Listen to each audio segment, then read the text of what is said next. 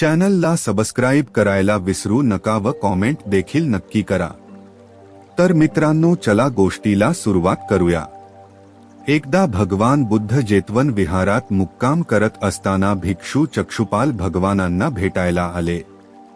त्यांच्या येण्याने त्यांच्या दिनचर्येची, वागणुकीची आणि गुणांचीही चर्चा झाली। भिक्षू चक्षुपाल आंधळे होते। एके दिवशी विहारातील काही भिक्षूंना चक्षुपालांच्या झोपडीबाहेर काही मेलेले किडे दिसले आणि त्यांनी या जिवंत प्राण्यांना मारल्याबद्दल चक्षुपालांवर टीका करण्यास सुरुवात केली। भगवान बुद्धांनी निंदा करणाऱ्या भिक्षूंना बोलावून विचारले की त्यांनी भिक्षूंना कीटक मारताना पाहिले आहे का? त्याने उत्तर दिले नाही।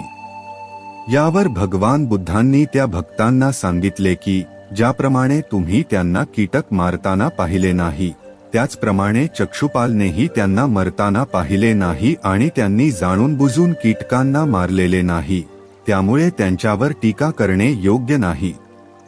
मग भिक्षूंनी विचारले की चक्षुपाल आंधळे का होते?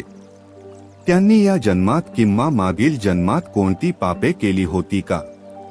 भगवान बुद्धांनी चक्षुपाल बद्दल सांगितले की ते त्यांच्या मागील जन्मात एक वैद्य होते।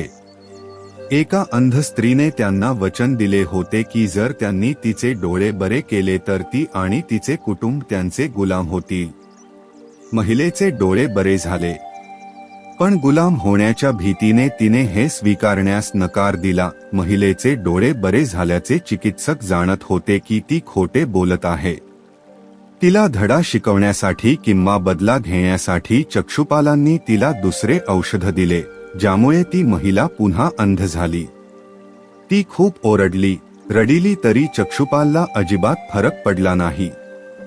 या पापामुळे चिकित्सकांना पुढील जन्मात आंधळे व्हावे लागले। तर मित्रांनो, बदला घेण्याच्या भावनेने कधी कोणाला त्रास देऊ नका। जर तो व्यक्ती वाईट असेल तर तिला शिक्षा नक्की मिळेल। तुम्ही त्या व्यक्तीसारखे वागून आपल्या आयुष्यामध्ये त्रास करून घेऊ नका। नमो बुद्धाय।